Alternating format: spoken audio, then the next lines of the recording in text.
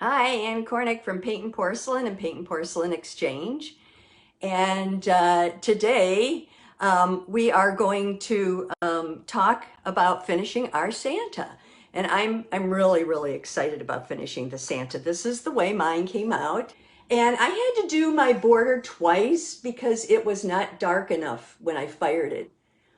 And we're going to be talking about how to do these little, there you go. If I hold it close and I put it on an angle, you can see the little dots that are gold. That's what we're going to learn how to do. The whole idea of this plate is that you have a plate that you can, a couple of plates. First of all, you have the Santa snowman plate that we did, and that gave you an opportunity to learn a bunch of techniques. You used metallics, you used lusters, you did pen work, but you didn't do it, you did it with the sugar water and things. Now this one, you have done a portrait if you've done this. You've learned how to do a border if you've done this, and you've learned how to do a wipeout border. And then you're going to also learn how to do the raised paste. Now, if you can see on there, I've already put some on. The center section is already done with raised paste. And the reason for that is I want to show you how we put the gold on that section. And then we'll talk about burnishing. Now, I've done this several times before, as you know. There is a white powder out there that you may have. This is one that they sell. Dallas sells it, Maryland sells it, everybody sells it. And it's called Base for Raised Gold. The base for raised gold is different. What I'm using is raised paste. It's yellow. When you mix it up, it has an ivory kind of off yellow, off white look to it. The base for raised gold is pure white. And this can be used in place of enamel. It can also be used in place of the base for raised paste. So you can use it in a number of different ways, and we'll talk about that at another time. But just so you know, that's what that is. What I use is from Joyce Dwellette, and the reason I use her stuff is because she's the one that taught me. She does beautiful painting. If you get a chance to take a seminar from her, I would suggest you do it because I didn't think I would like this as well as I do. And I really do it probably every couple of months. I've done mirrors, I've done boxes, I've done ornaments, I've done the Santa and the trim, and I use the information she gave me quite frequently. So if you get a chance to take that course, please do. If you want these supplies and you already know how to use them and feel confident, or use that download that I gave you, then her email is royal, R-O-Y-A-L, raised, R-A-I-S-E-D, paste, P-A-S-T-E, and at gmail.com. And that will give you a chance to then talk to her about the supplies you would want.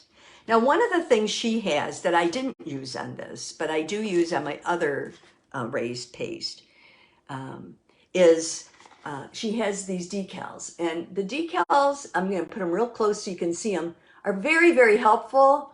You know, like these here, obviously those are little dots, bigger dots, they're lines. It helps you learn how to use your brush and create these. And when I say brush, you go brush. Yes, I have all my brushes separate. Now, the reason I do that purely because I don't use them for anything else very much. And so I do keep them separate. For raised paste, I use, let me get it out here. I use this little guy. He's another one of those, it's a 20-aught, 20 zeros brush.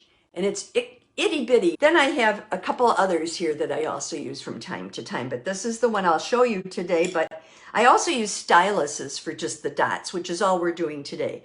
Then I keep separate brushes for liquid bright and separate brushes for the gold, for the Roman gold that we use. And I do that because she mentioned that you don't want to waste your gold. You can let it just dry on the brush, and then you dip the brush in like a lavender oil before you use it.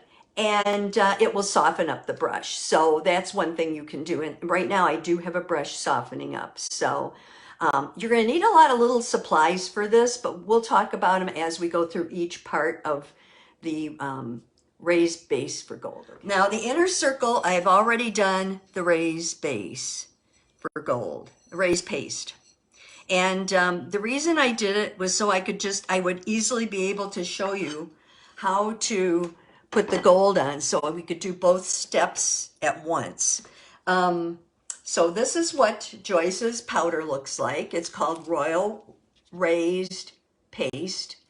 And she and her husband, she's a chemist, and she got this formula and figured it out.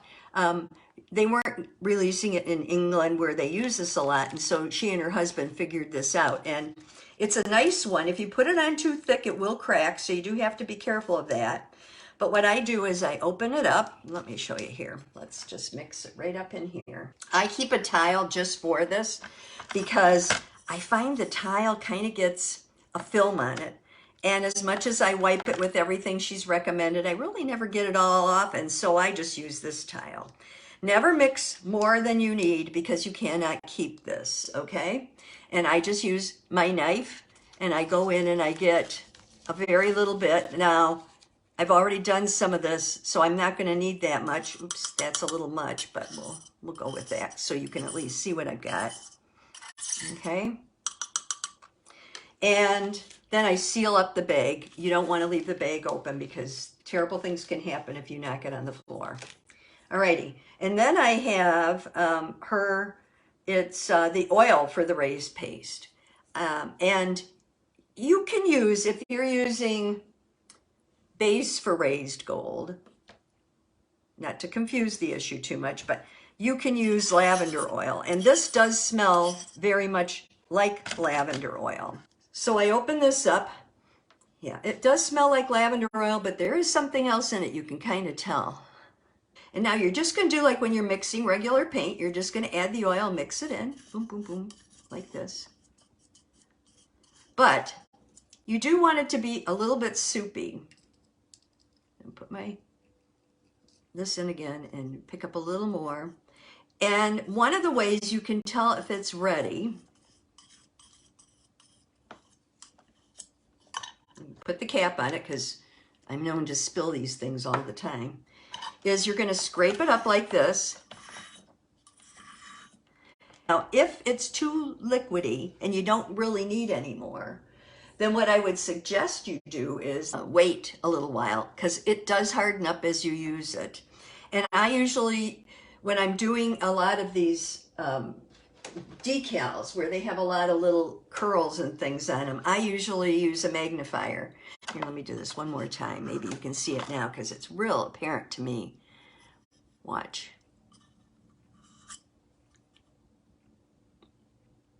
I don't know if you can see it, but anyway, it moves forward a little bit. Initially, I'll use the brush. This is my itty bitty little brush. And I use usually like a turpentine or a cloves to clean it. Okay. Where's my cloves? I had it right here. Oh, here it is. Let me show you. If you do this technique with cloves, the clove oil, you do get a nice raise to it. Here's a sample.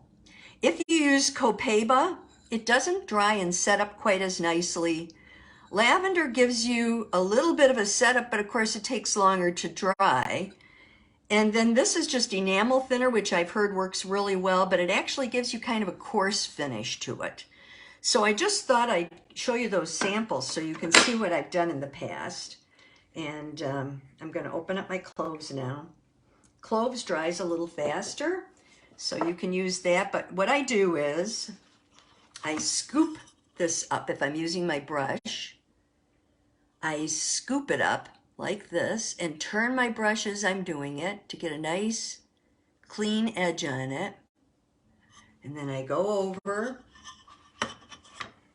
and I put it on my piece. Just put a dollop down,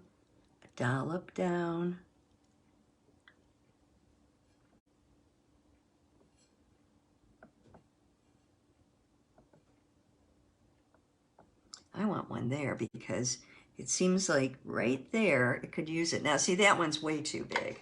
If that happens, I take a Q-tip, just wipe it off really well and go back. Now I don't like using the brush as well as I like using the stylus for this. I feel like I can control the size of those a lot easier with a stylus. So I use the stylus. I do kind of scoop it up. I'll show you here. I try to get everything in one spot. Like that. So it's in one spot.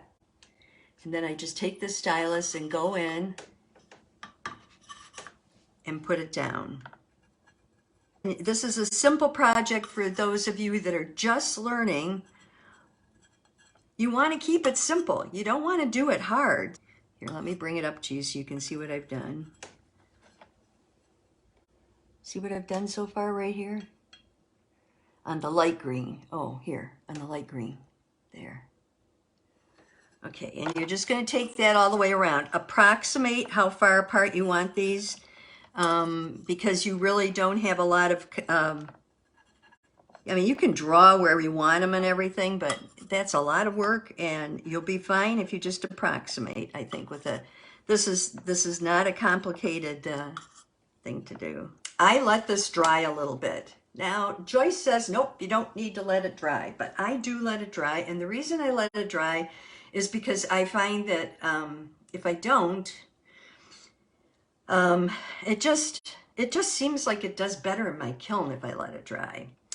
The key though is when you go to fire this, and you can fire it now, she says she fires it at, let's see here, 016. Although she's fired it at 015 and 017, mine is 017, that's all I have. So that's what I fire mine at. And I'm able to have it turn out just fine. So I really don't have any problems with that. But you have to leave it in until it's stone cold. I fire this usually by itself flat. If it's, you know, most of my pieces have a lot of intricate work on them. I put them flat, I fire it, and I fire it the day before and leave it overnight. And then that way I know it's more than cold, because that's the only thing that will mess you up is if you try to do it when it's not cold enough. This inner circle is already dry. So we're going to put my stuff back here. We're going to put the gold on it. There are a number of golds that you can use. First of all, with raised paste like this, you can put paint on it. You can put luster on it. You can put gold on it. You can put liquid bright. You can put the Roman gold. So you have a number of different options with this. You aren't stuck if you do this. If you make something that's raised and you want it to be pink, you can paint it pink. That's easy. Last time, I believe, used this gold, which is Rouché's Roman gold. And it's liquid. If you look inside, it's a liquid gold. And you mix it very slowly with a toothpick. And if it's sticky, you keep adding a little bit of either a gold facilitator or a lavender until you get it very, very thin and able to move. But today, I thought we would use this pat, because I know a lot of you have these pats at home, or you got them from a relative or something, and you have no idea how to use them. And they're the simplest things in the world. Some of them come fancy like this. This is Rouché's. Rins, whatever you call them, they made them for a while too. You can still get these. So some of them come with a cover like this. Some of them come in a box. It just depends. I always keep a gold tile to work off of, like this. This is my Roman gold tile. I wrote it on the back. I also have one for liquid bright, because this is gold that I could reconstitute. But today I'm just going to show you how to use it right off the pat. Okay, so I have a brush over here. that I've been soaking in lavender oil just to get some really good, make it really flexible. And now I'm going to take and start putting a little lavender oil on here. Now, I'm going to use a pipette and just put a couple of drops on there. Usually I would drop this on before I get ready to paint. And then it would soften this up.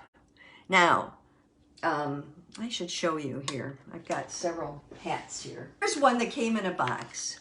Okay, this is the box. And look what it looks like. You can still use this. Don't throw it out when it looks like this. You can reconstitute a lot of this and still use it. So don't pitch them because you think they're used up. They are not used up at that point. Okay, so now I'm going to start and I'm going to just go like this. And if I see that the gold is lifting, which it is, and getting on my brush, then I know it's time to use this. So I don't think it matters where I start, but if I start up here, I think it's easier to see. And I'm just going to go around. Now, what Joyce told us to do was do the top half and then the bottom half. So you do the top half and then the bottom half. And then, oops, that's a little much. Top half and then the bottom half. I do better with the circles, as you can see. Now, if you get too much on there, like I did, you can take it off. But there is a chance that you're going to end up with a little purple smudge. This is a gold facilitator, and I'm just going to take the gold facilitator and wipe around. It's on my little Q-tip here. And if I don't get it all, like I said, what's going to end up happening is I'm going to have a little bit of a gold, a little bit of a purple speck there. And if I do, what I will end up doing is using a gold eraser. I don't know if you've seen gold erasers. This is what's left of mine. It's a handy tool to have. It's a gray stick, and you basically just erase the gold. It does take a little elbow grease at times, but it is a handy thing to have. So you can continue doing it this way. And it's going to take you a while. Put that in, you fire it. It's pretty simple. I don't have a gold that's fired that I can show you how to work it in order to, get the shine on it, but I will show you what you use. Okay, first of all, if your raised paste cracks when it's fired because it's too thick, just simply go over the cracks only with a little more paste and refire, and it'll come out fine. So these, have you ever seen these? These are, I got these from my mother, who got them from her teacher and never knew what they were. Thank heavens I didn't throw them out. These are actually fiberglass filaments, all bound together with a string around them that you can use to burnish. So if you have these, don't pitch them. Don't think they're just stupid, because these are great. And you can do a circular motion, or you can do up and down. Here, I'll show you on this. So you just go like this. I like the circular motion myself.